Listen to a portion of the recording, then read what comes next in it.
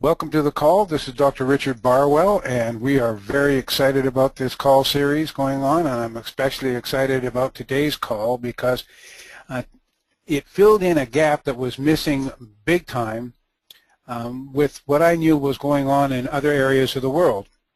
When I was down in Australia, there was a lady that was working with reflexes, childhood reflexes, the primitive reflexes, and it would fit in so beautifully with what we were doing. As a matter of fact, she got so excited about it, she moved into the chiropractor's office and wouldn't accept any children in her practice unless they had been scanned by the NeuroInfiniti and were under chiropractic care.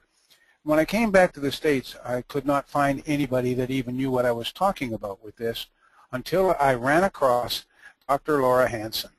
And Dr. Laura Hanson, as you can see by this wonderful letters behind her name, this is exactly what she is a professional at doing. She has a degree in dealing with child neurological development, and I was so excited to have Laura come in and join on with us, and she comes and teaches at most of our trainings, and it's just wonderful to have her. And we want to get this going to the point where she is running some advanced.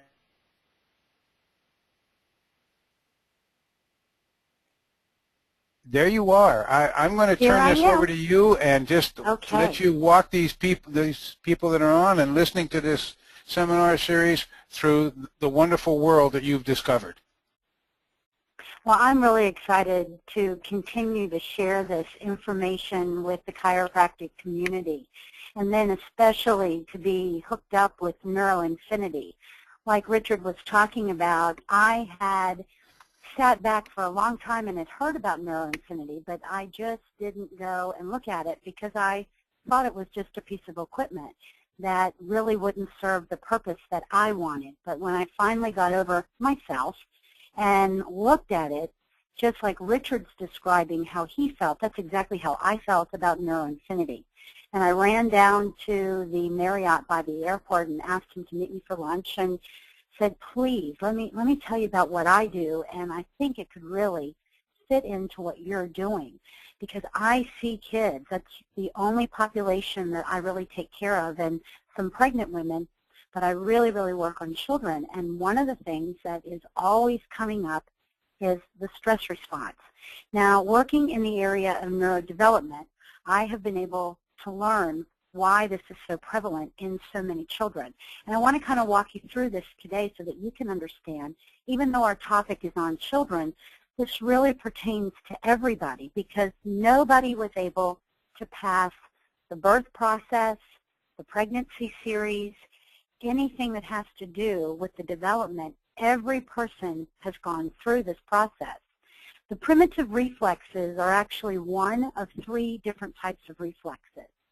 There is the withdrawal reflexes that come on first, then there are the primitives, and those will go through the birth process up until the first year of life, and then as soon as you come into this world, the postural reflexes are already starting to activate because you're living in gravity.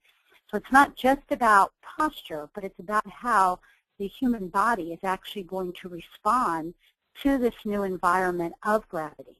And the primitives and the postural are still working together. What happens when there's a problem is if these reflexes didn't complete their process. They have a beginning and then they have an inhibition. I don't want to use the word end, excuse me, because they don't end. They just become inhibited. And what that means is they go quiet. So if you ever need them again, they're going to resurface. They are the residual place of training the nervous system. If you were to go back and somebody had a stroke or a head injury or even a severe traumatic emotional event for them, then these reflexes can reemerge in order to try to help the brain become organized again and be able to deal efficiently with the nervous system. So they're perfectly normal, they're not pathological, but they do activate, they come on, they turn something on in the nervous system. Once that system is primed, then their job is done, they become inhibit, and the higher brain begins to take over. So in my opinion, it is extremely important to understand the background of these reflexes if you're going to work with kids. So the main one, I can't focus on all of those reflexes in just an hour. So I want to introduce you into the Moro reflex, M-O-R-O. You have slides on this as we move along, so don't worry about taking a note there. But it has specifically the activation or the responsibility of the activation of the stress response. See, this is primed. First, our nervous system actually learns how to defend itself. So those withdrawal reflexes are the first thing that are coming on, and they're actually teaching the nervous system how to pull away, how to avoid, how to withdraw from something that could pose a threat.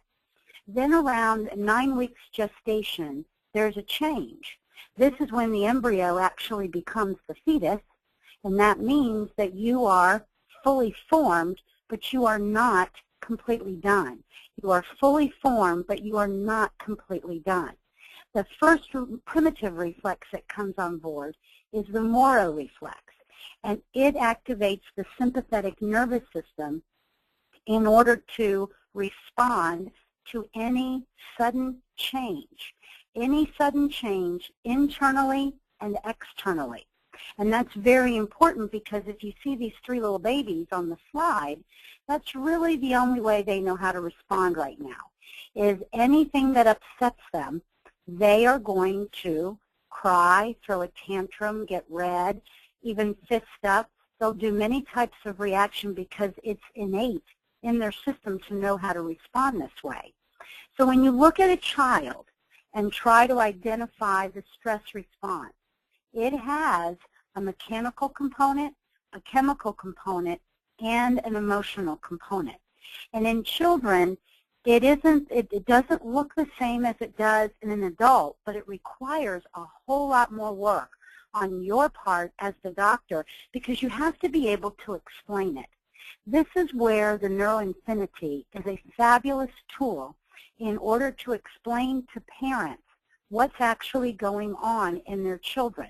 And I know as we go through this material, you'll understand that concept, especially as we get to the case of Matthew. So let's define first what we're talking about with stress. It is mechanical, chemical, or emotional.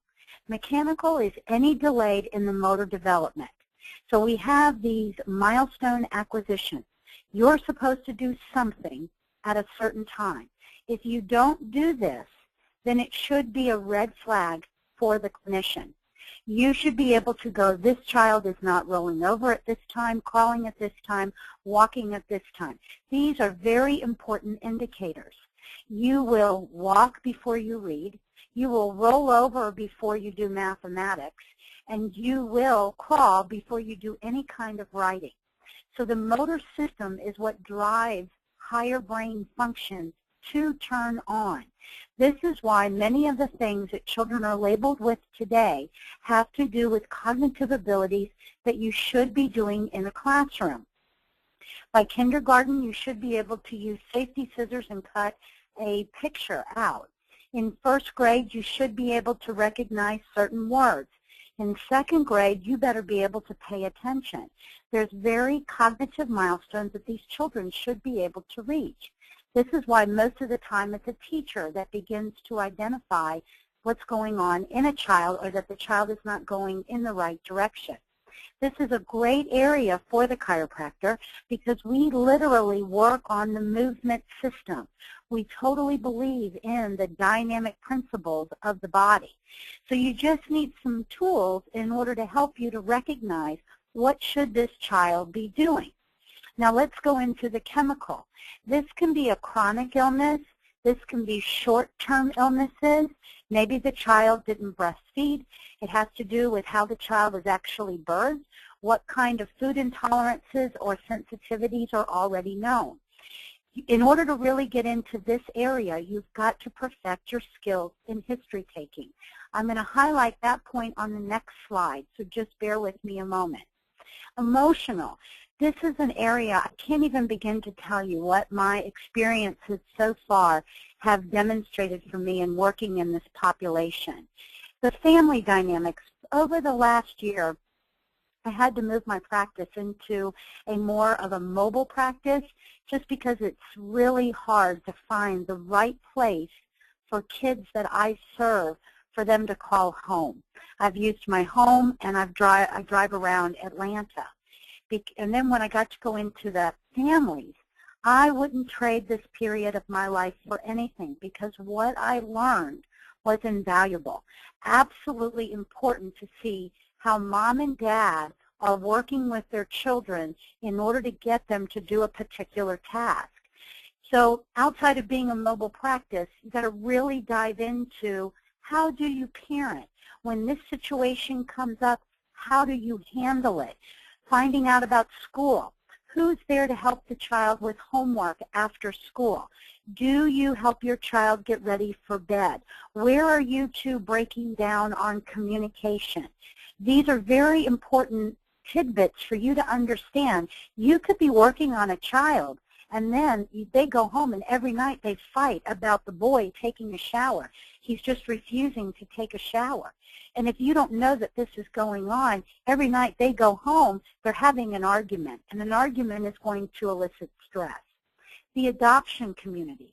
I have several children that are adopted, and I have one little girl in particular that I'm thinking of right now.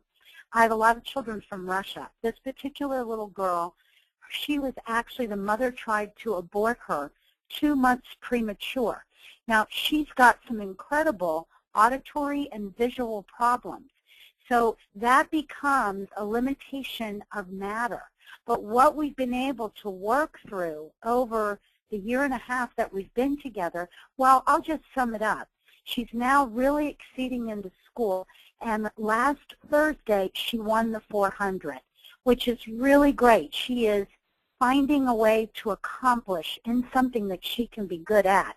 And really knowing her vestibular system is so powerful in this child that running is just second nature to her. So once we were able to heal the gut and get her to eat more because the MD had taken her off of running, and I had to go back and convince this family how important it was for her to be able to run. When we worked out the problem so that she could gain weight, now she is excelling. So there's so many pieces in what makes up these kids. But how they feel about themselves is so vital. And then if there's any loss, think about an adopted child for a minute. There's more information coming out in this population in research all the time. These kids do have an innate loss. They were given up for adoption, and they take this with them. Many children, all the children that I work with that are adopted, all of them know this. So do I think it's great to tell them at a young age? Yes, I think that's probably better, but still, I think we have to really begin to appreciate the emotional breakdown that really can manifest in a child's mind. And I'm not suggesting that you become counselors, even though I know sometimes you feel like you probably are, but building bridges with other people that work in this area can be very beneficial to your practice as well as to your patient. So there's a lot to the things that go on in our world that generate stress. Now, you've got to figure out, where are my red flags? What do I really have to pay attention to? The history is everything.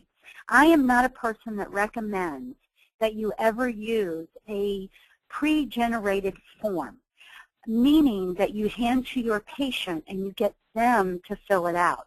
This is an art to take a history. And in fact, you will know what is going on with your patient by the time that you get done with the history. And I bet a lot of you are nodding with me right now that you yourself have experienced that. Your examination only validates what you already begin to recognize in that child. So we have to get the pregnancy history. We have to know the past medical history of the mother. There's too many indicators today that suggest if a woman goes into pregnancy where she's already got neuroendocrine problems, hypothyroidism, where maybe she's even pre-diabetic. Let's just think about the adrenals for 5 seconds. If this person's life suggests that she's in a stress response and she goes into pregnancy that way, then she is going to yield consequences to her offspring. This is well documented in the research, and it indicates that what they're beginning to do with this information is they're actually going to start doing stress evaluations with women while they're pregnant to measure their cortisol level. Now, if that comes to be true, then you can bet it's going to become a synthetic way of handling it, and we're only going to see more problems. We look at the family history. Is there autoimmune? Is there diabetes? Is there cancer? Is there obesity? Is there depression? We look at those red flags because we have to remember, what do those indicate?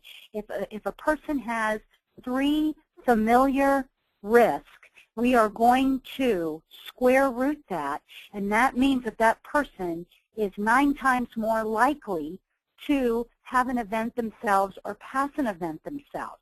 Now, please understand me. You are not a product of your genes. You have the ability to absolutely change the outcome. But genes are very sensitive, and they can literally change due to the environment internally or externally. This is epigenetics.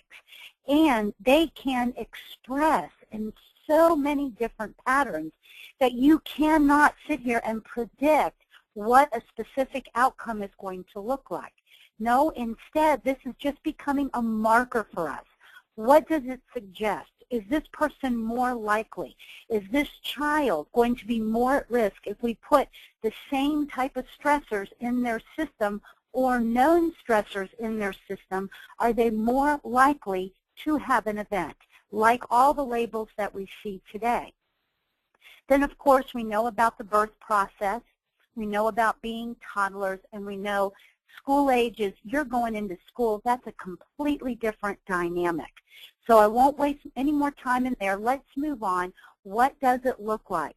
Signs of stress in an infant are related to classic reflux, sleep disturbances, and any kind of feeding problems. Now, these are just the top 3. But reflux suggests vagal stress, vagal syndrome, cranial nerve 10.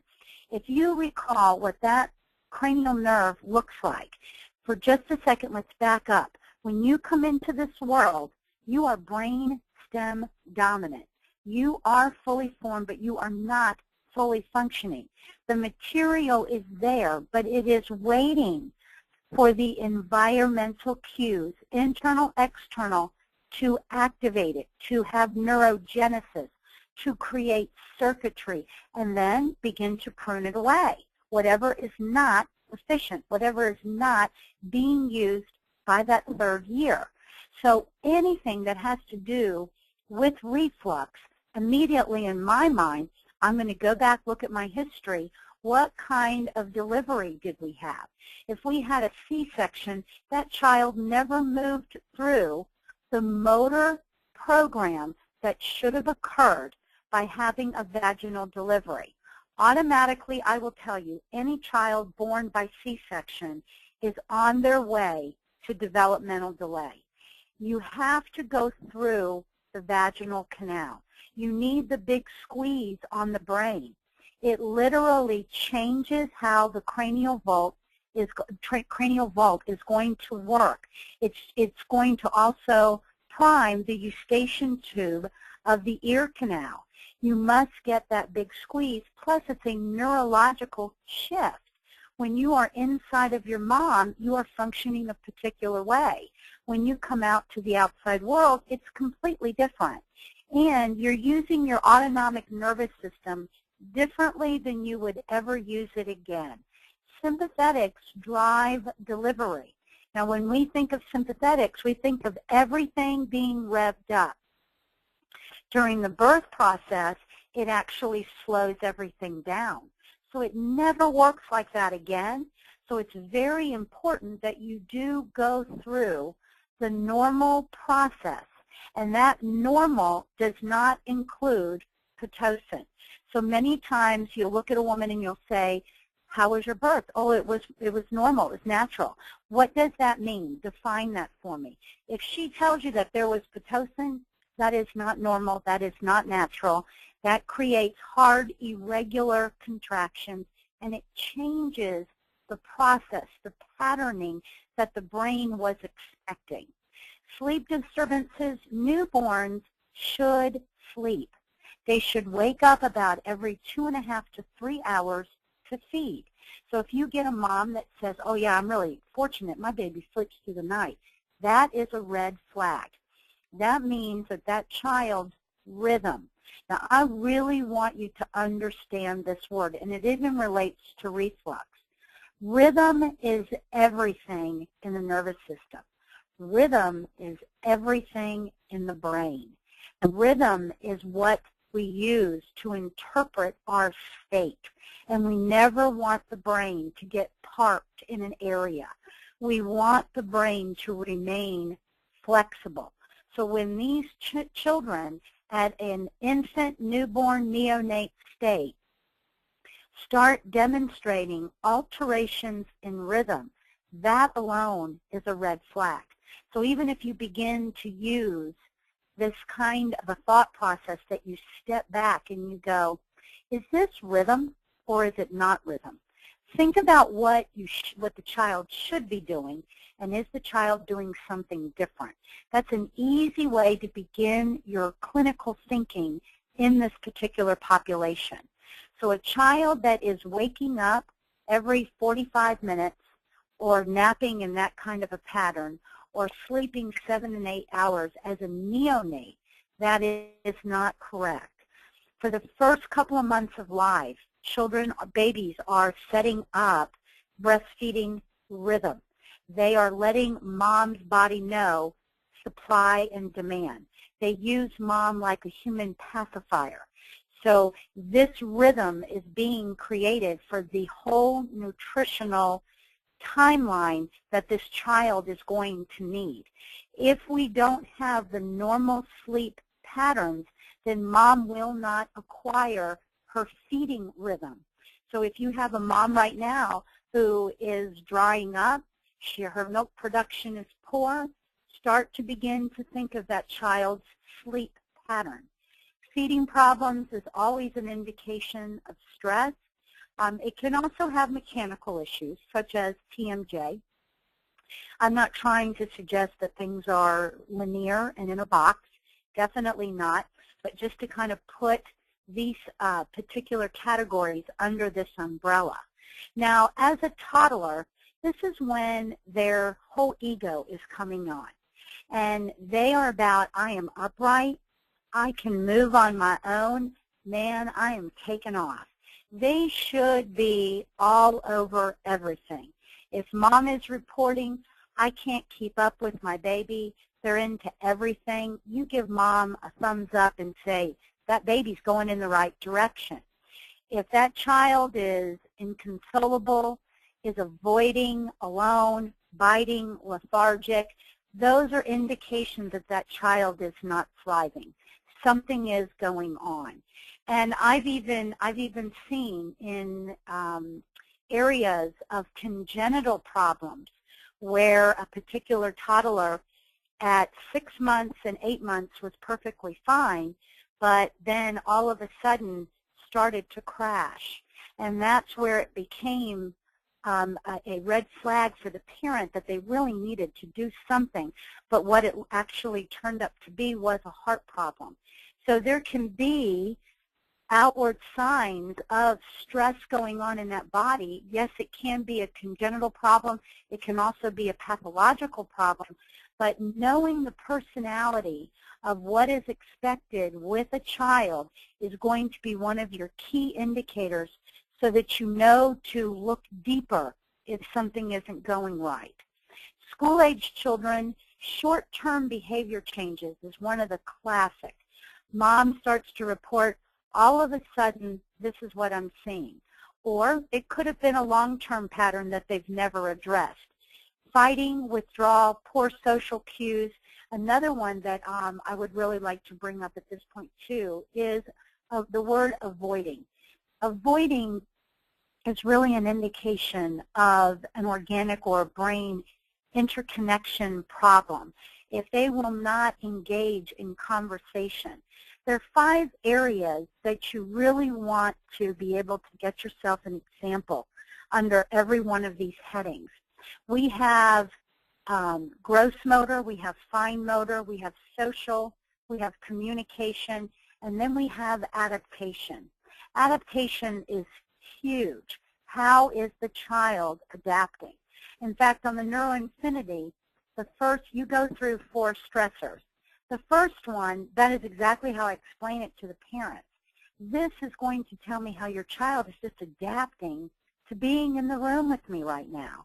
Just setting the foundation, the baseline, just allowing me to see how is he or her at this state.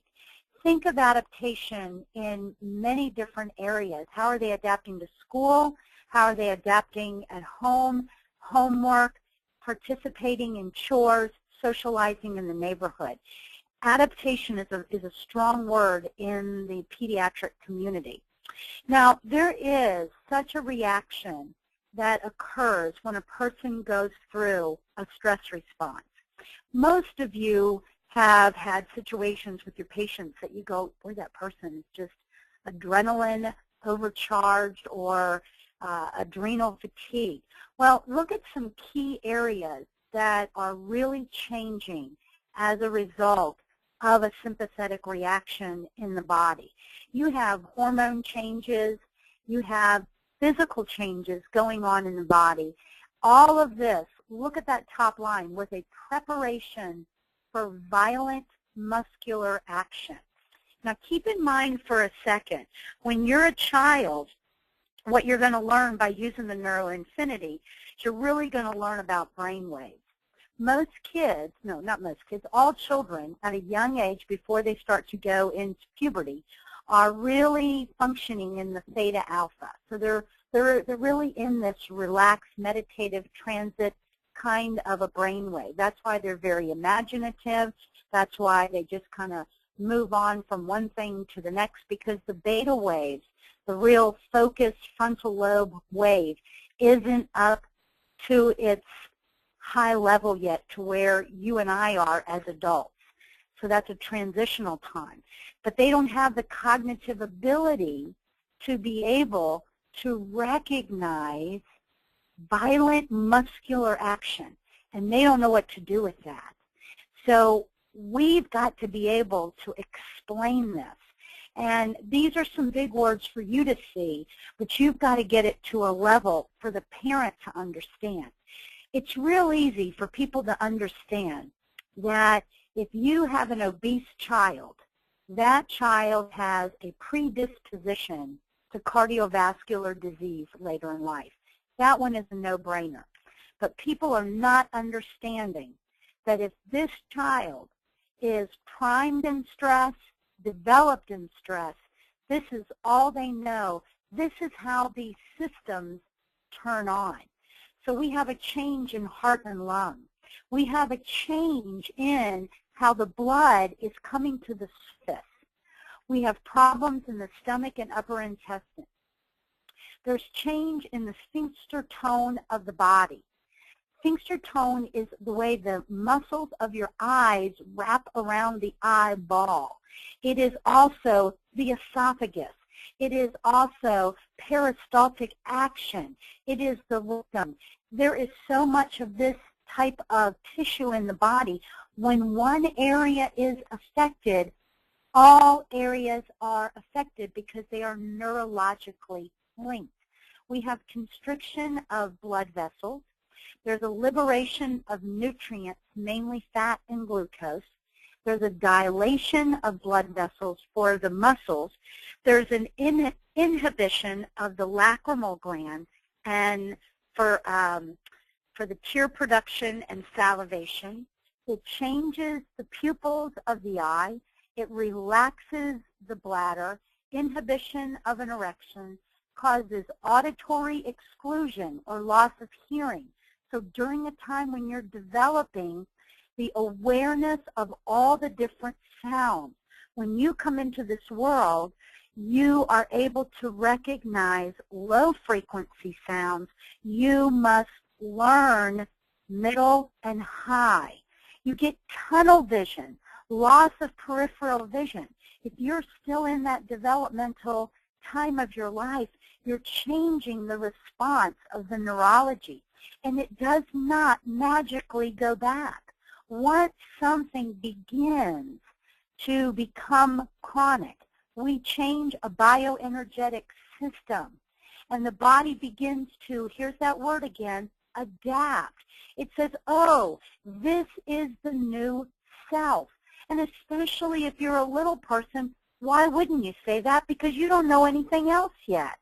It also causes disinhibition of spinal reflexes and shaking.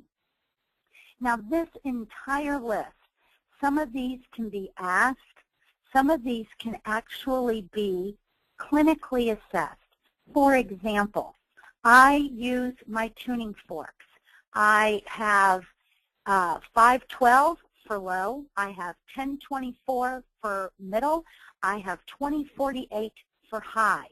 And I am able to do Weber's and Rhine's tests on every one of those frequencies, and I'm able to figure out if I've got lateralization of sound, or on my second part of the test, do we have a higher rate of air conduction as compared to bone conduction? But that's not enough.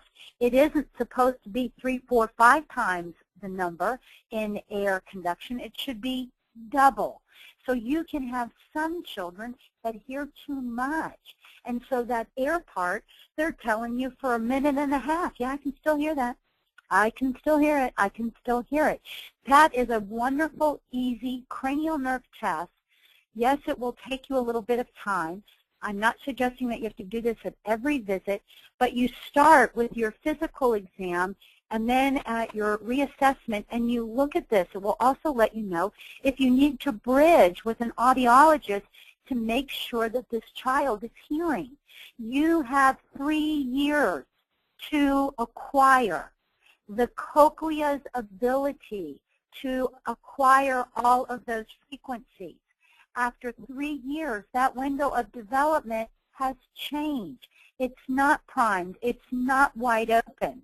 It literally has said, okay, I've put everything into this now. It's time for me to make a shift, and the focus of development goes to the next level. So we must understand how to assess these children. Now, real quick, I have created many types of resources to help docs. When you have a chance, go check it out on my website, because a lot of you, I don't know if you're like me, it's nice to go ahead and get something that's already known, to have everything you need right there at your fingertips. But it's important to realize that you have to know what these children are supposed to be doing and when. Okay, now if you'll just bear with me just a minute, I want to make sure I went the right way. Okay, I did. All right, so now I had told you about in the beginning the Moro reflex. Moro reflex. This is the Moro. This is what it looks like. It is there when you are born, and it is going to stay there until approximately the 4th week after you're born. The baby on the top is in the posture. Key word, posture is a great neurological tool. There are postures that you're supposed to be in when you're born, when you're upright, all the way through adulthood. So there's a posture. This baby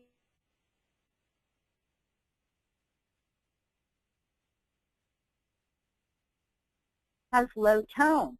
The arms are really wide open. There's absolutely no tone coming into the bicep or the wrist or even into the chest.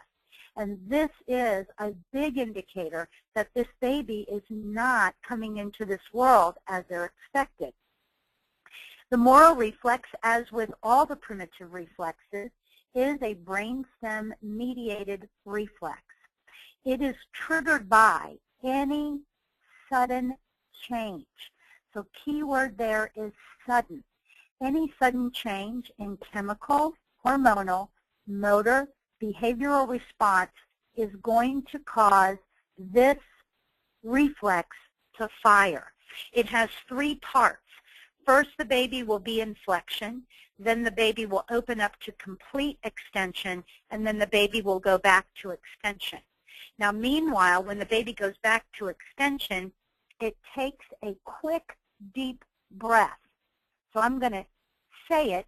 You'll hear it. And they literally take a breath, and once the startle has been completed, then they will go back into a flexed response. Now, what does the Moro reflex do? The Moro reflex is responsible for creating arousal in the nervous system. When I was telling you about the baby waking up every 2.5 to 3 hours, that's arousal. Arousal is going to mature up to paying attention, like being able to feel the detrusor muscle when it stretches out and you're trying to teach a child potty training. They have to learn how to pay attention to that muscle feeling. It's going to grow up to the ability to have perception or higher thought. The second thing that it activates is that rapid inhalation or the CO2 reflex. Now, this is very important because this is what's responsible for death in babies that have been identified as a victim of SIDS. So when a child's Moro reflex is not working correctly, their brainstem is not working correctly, and this child is not able to regulate O2 and CO2. So what happens is that there's a higher accumulation of CO2 in the tissue. This baby goes into a sleep, deeper sleep, continuing to go into a deeper sleep until eventually the child will just stop breathing. And that's what SIDS is.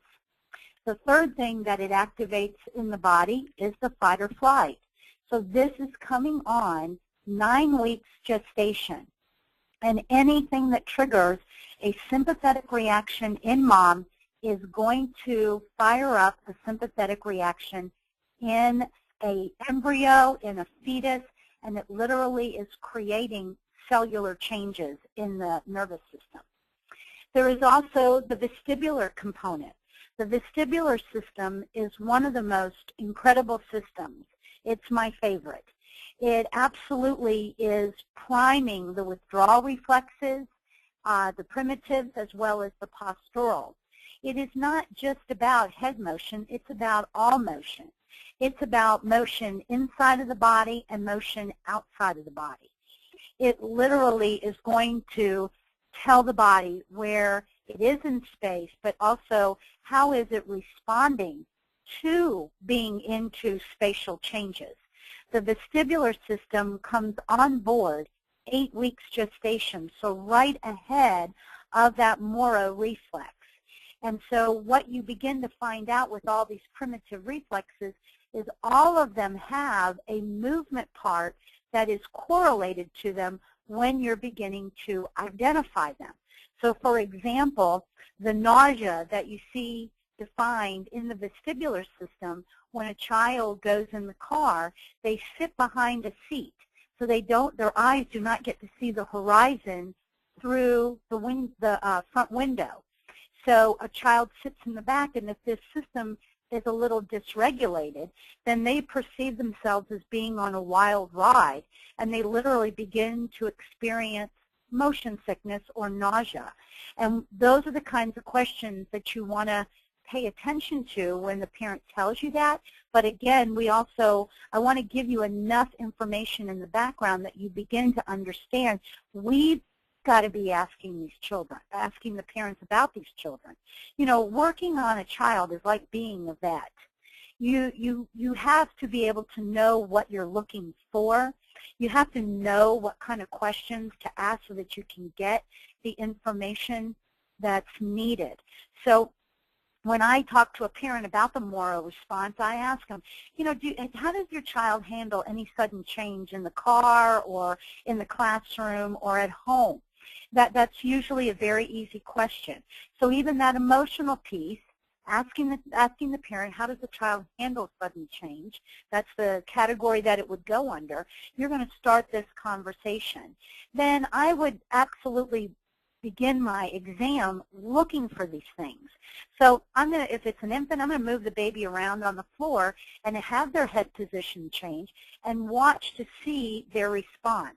I also use a pulse oximeter a lot of times, and it's an infant one. I also have the adaptation for the child, and this way I'm able to watch what's happening to the heart rate. Now remember, a baby's heart rate, though, is higher than an adult. You need to always have a full screen of vital numbers that you understand the changes that can go on, so that if you're going to make a reference to pulse, that it is age appropriate. Of course, we want to give the noise stimulation, we want to give the visual stimulation, and just your handling is going to be able to help you see if that child adapts to their environment as expected. This is a very important reflex to be able to manage, so that you understand what is priming that nervous system. If it does not go down by the 4th month, then the autonomic nervous system is in control of the development. Now this particular research, I know that it's old, but I leave it in all of my presentations because it is old. This has been known for a really long time. So, and I can cover 2 areas. I can cover the vaginal delivery versus C-section, and then I can identify why there's an importance of that moral reflex to become inhibited by that 4th month. So infants delivered vaginally regardless of their presentation, that means sunny side up or down, the moral reflex did inhibit by the 5th month as compared to children with the cesarean section. So right there, there's a possibility that if that child's born by C-section, find that out in my history, that is going to begin to make me think about the nervous system has been changed from the very beginning. Why did this have to be a cesarean section? This is going to begin to help you understand the state the mother was in when she actually got pregnant. So all this begins to paint the picture. And if you just take a step back, you're going to be able to understand. Coupled with your information and trainings about the NeuroInfiniti, you're going to be working on the brain in no time. I've been really excited about using this piece of equipment in my practice. I mostly have boys that I take care of. I have a few girls, but mostly boys. I'd like to tell you about Matthew right now. Matthew, at the time that we did this particular exam, was 9 years old. Matthew has been on Prozac since he was 5 years old for anxiety. Matthew is still on Prozac, okay? Even today, it's really not in my scope to take him off. I have tried to talk to the parents about the overall side effect and long-term effect of using this type of a medication, but ultimately it is the parent's decision. So I just continue to work with Matthew. I notice, though, I've been with this family now for almost 2 years. I am making greater strides. Mom and Dad just recently went through a divorce, which is very typical in this population as well. But Dad is really starting to step out and become more involved in the care. So I stay hopeful. And having a tool like NeuroInfiniti, I believe it's been instrumental in helping me explain to this family what is actually going on with their son. Now, Dad's a lawyer, and Mom used to be a pharmaceutical rep. So they are professional people, they are intelligent people, and they do need the information so that they can really assess what's going on. The interesting part about Matthew being on Prozac, which I do find a little humorous, is that Matthew was put on Prozac for anxiety. When you see his SRE, it's interesting how Matthew on the outside is behaving like everybody wants him to. Meanwhile, what's going on the inside of Matthew is it's better today. We definitely see progress. But what has happened to this child in his childhood, to me, is just heart-wrenching. So when I first met him, he had challenges in writing, mathematics, focus, and comprehensive. He definitely has diminished social skills. He was only in the 45th percentile for height and weight through the vitals. Remember, I was telling you, make sure you get a wide range for your vitals so that you can actually see the percentage that your child fits into. I really like my kids above the 50 percentile. I don't like them above the 75 percentile, but I definitely like them above the half mark. So Mom came to me for sensory integration, and she came for she didn't realize she was coming for chiropractic, but she absolutely loves her child getting adjusted. So what I want to show you is the SRE. If you look up at the date, one is from September 14th, 2011, and then the next one is July 24th, 2012. And I am getting ready to do a third one on Matthew, and now I actually have both probes for each side of the hemispheres, which if you have your NeuroInfiniti and you don't have that yet, I cannot tell you how valuable the tool this has become for me so that I can see both hemispheres. I strongly encourage you to get that for yourself. It's made a huge difference for me. If you look at the the September 2011, I want to go through and I'm gonna explain it to you just exactly the way that I explained to Mom and Dad. Now, he at this time was only 9 years old, so I don't imagine beta to be all the way up to an adult level yet, but I certainly would like to see it a little bit higher than what it is right now. But what we're going to really focus on is ratios and engagement. So when I look at beta, those four colors, the light blue, the green, the navy, and the pink, those represent the stressors. Those should be higher than the light blue. That lets me know the brain came on when the stress was there, and when he closed his eyes, the stress was gone, so the light blue is reflecting the eyes closed for beta, and that should go down. So I don't see any spiking. I don't see any engagement coming into that aspect of his brain waves. Now, when I go over to theta and alpha, those two have a close relationship, and theta should be about 10 to 15 points below beta, and you can see through your own eyes that that's not the case here. Now, mind you, he's only 9 years old at the time, so I do know that there's going to be a little difference in the theta and the alpha, but I still don't like the ratios that I see.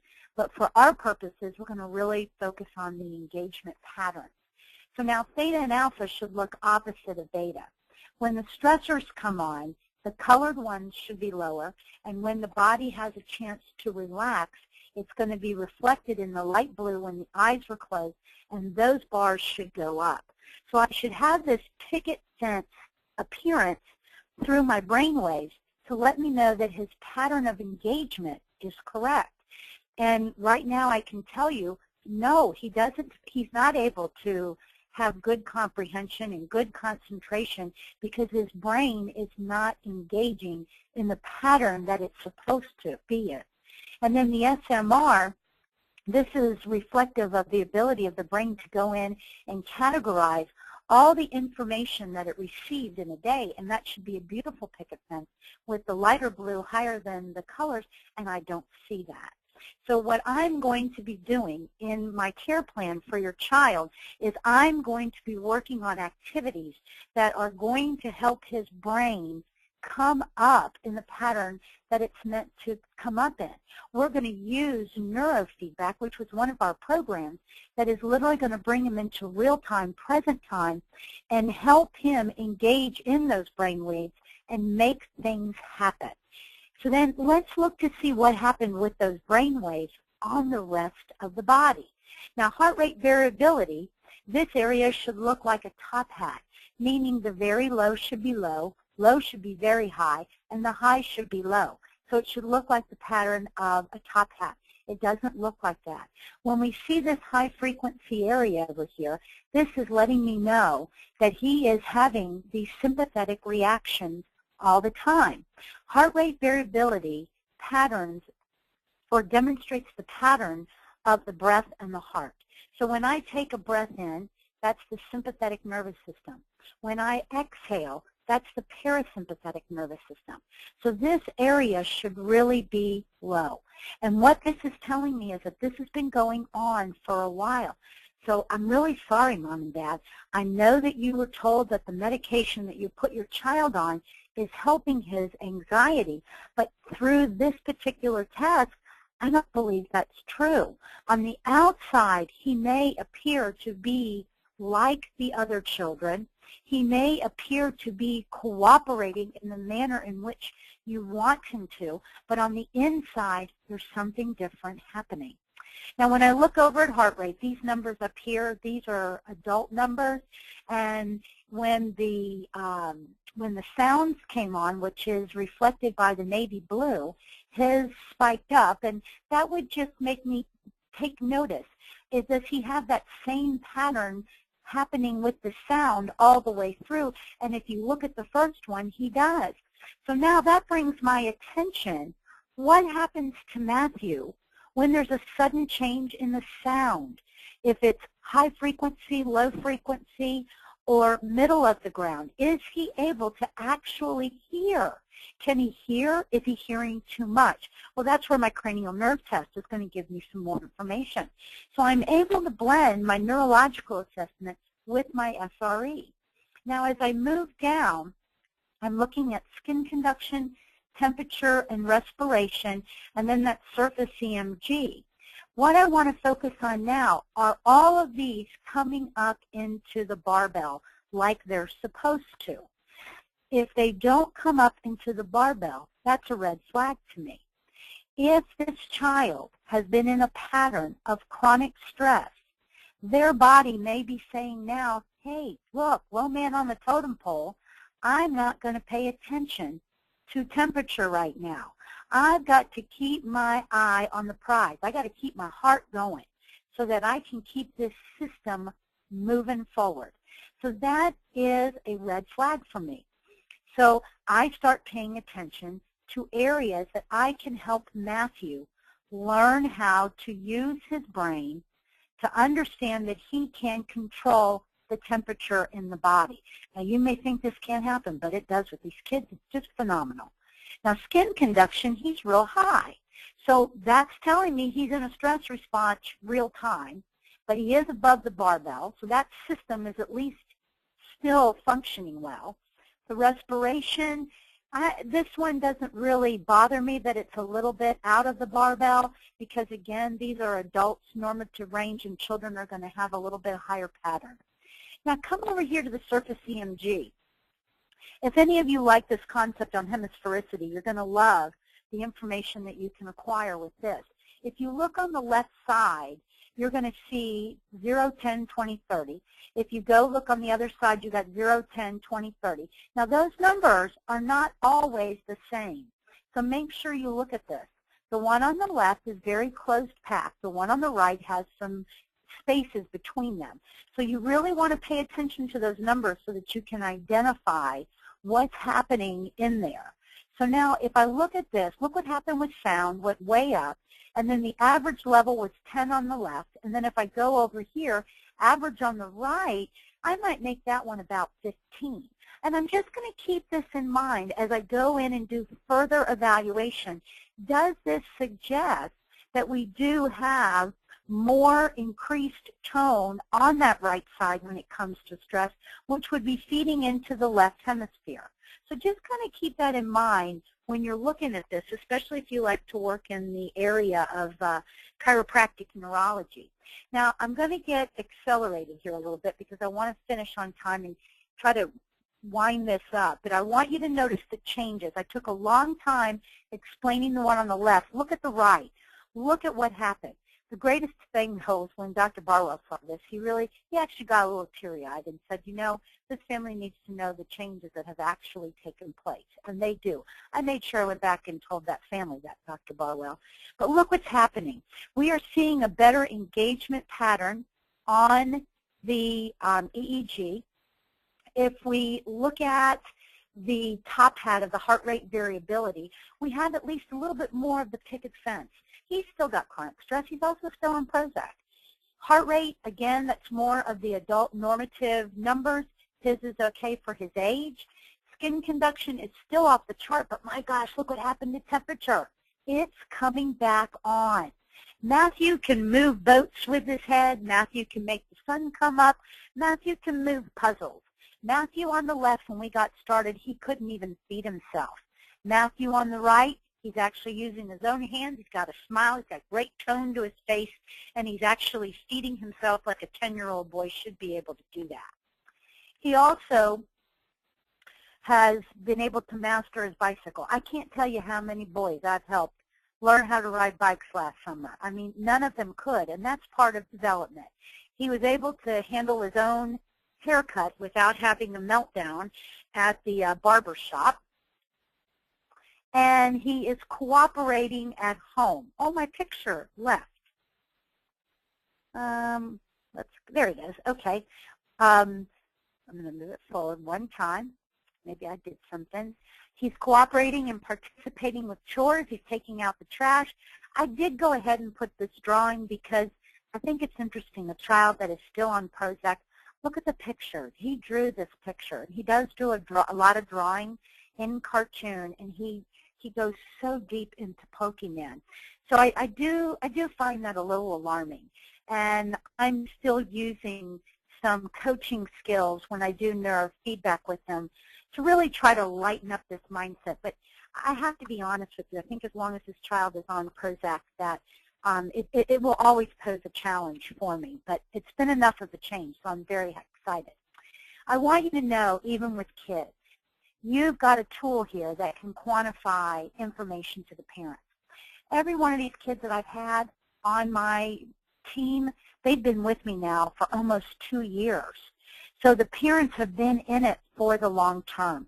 I don't take insurance, and I only have a couple that require an invoice to submit to their insurance. The parents pay. They pay me to take care of their kids. They have to be seeing progress. Parents would not do this if they were not seeing progress.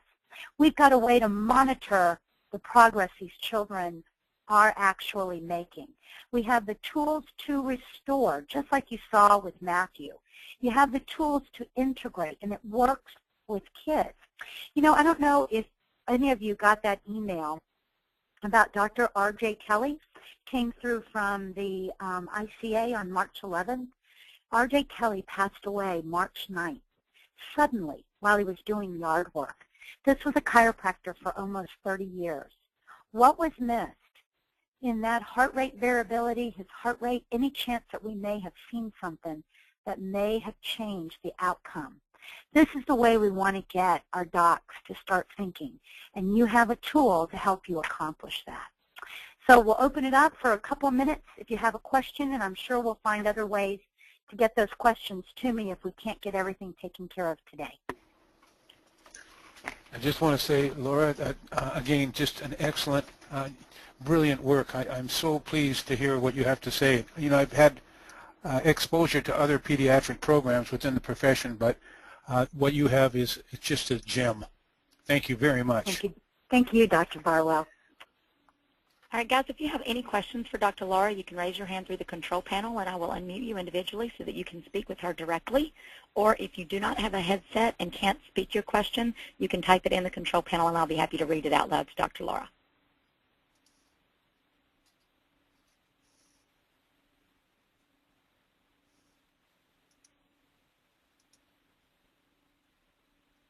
Well, Dr. Laura either blew them all away or... Well, I hope they're just sitting there and going, wow, I didn't realize what I had at my fingertips. Me too. Me too. And you'll be speaking, I don't think you'll be in, you're not scheduled for Las Vegas, but definitely you'll be back and you'll be doing your talks in Atlanta during the training in June and and I think June and November. In November we would like to try to get the Dr. Laura Hanson's advanced program going for the Sunday perhaps or all the Saturday. We'll talk about that and have you just do your own for people to come down and listen to it. Okay. And Dr. Laura, there is a question from Dr. Susan Gosselin in South Africa. She wants to know, what does it indicate when a child that is placed prone and goes into an extreme extension posture? Well, when a child tries to go prone, it depends on the age. Can you tell me the age of the child real quick? Okay, give me 1 second and she'll type that in. Sure, sure. 8 weeks. 8 weeks. So you should be able at 8 weeks to be very comfortable on the belly. And I'm really glad that you brought that up, because children are in physiological flexion, so they should be very comfortable. That is a red flag sign that there is probably some inflammation in the spinal cord itself. So by going into that jerked back position, they're actually taking any pressure off of the cord, because the cord likes to be in extension, so it's a way for them to become more comfortable. Now, a lot of times we want to jump into that spine, and I want to encourage you, please go look at the cranial vault first. There's a lot of play in the cranial vault, and you completely bring the cranial vault from an average of 15 centimeters down to 10 to fit into that birth canal. And many times, if that delivery was breached or C-section or instrumentation or just long, the cranial vaults get stuck, and it literally creates a fascia sling tension that really causes a lot of the pain to that cord. If you want to get my email and you go back and you check a few things and then you come back to me, tell me what you found, I'd be happy to help you get through an evaluation of that so that at least you know what was going on with that baby. I hope that helps. Wonderful. Yes, she's saying thank you. Great. And Dr. Laura, your email is originaldevelopment@gmail.com, correct? That's right. I'm going to send that to everybody that is online right now. And please, you know, sometimes, just like the brain, you need a couple of days to process. Please do not hesitate in sending me a question. Perfect. Well, everybody has your email address now, so get ready. Okay. Okay. All right, Dr. Barwell, any closing statements? I just love listening to it. Every time that you go through these, I hear new things. And even if you say the same thing over again, I'm sure I heard it for the first time, you know, because my brain has just got to process that a great amount of information. Sure. But thank you again for being a part of this and being available. It's a wonderful thing you have to offer. Thank you so much, and I love being part of your team. All right, and for those of you, oh, actually there is another question from Dr. Worley. How late does the reflex get corrected? I think is what he's trying to say. Well, you can work on the reflexes at any age. Of course, the older you get, the harder it becomes. Depending upon which reflex that you're really having to focus on, you also have to make sure that a person has some help at home, meaning like it's not somebody trying to go through this and they live alone, because there's many things that go on during reflex change. So kind of think of it as a line of continuum, and in the middle is a perfectly well-developed, balanced person. On the one side, this is where it would dip reticular sedation, and on the other side, we'll think of it as reticular activation.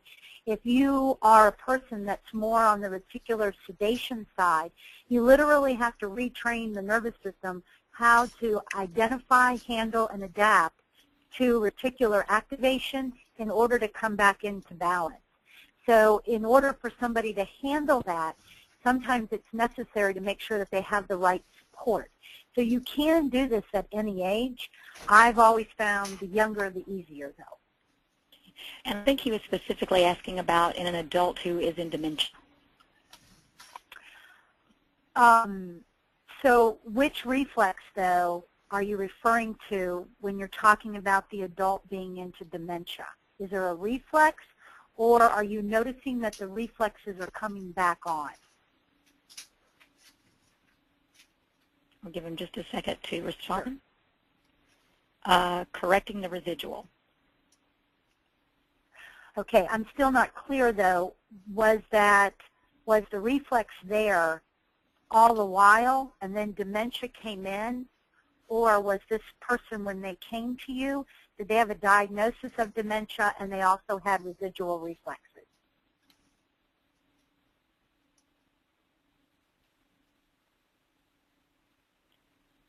It's common as don't the reflexes adapt as we age? Not sure about the diagnosis. Say that last part to me again, Dee Dee. Don't the reflexes adapt as we age? Well, they inhibit as we come into childhood. When they come back, that is usually an indicator of a pathology going on. Just because you get older does not automatically mean your reflexes are coming back.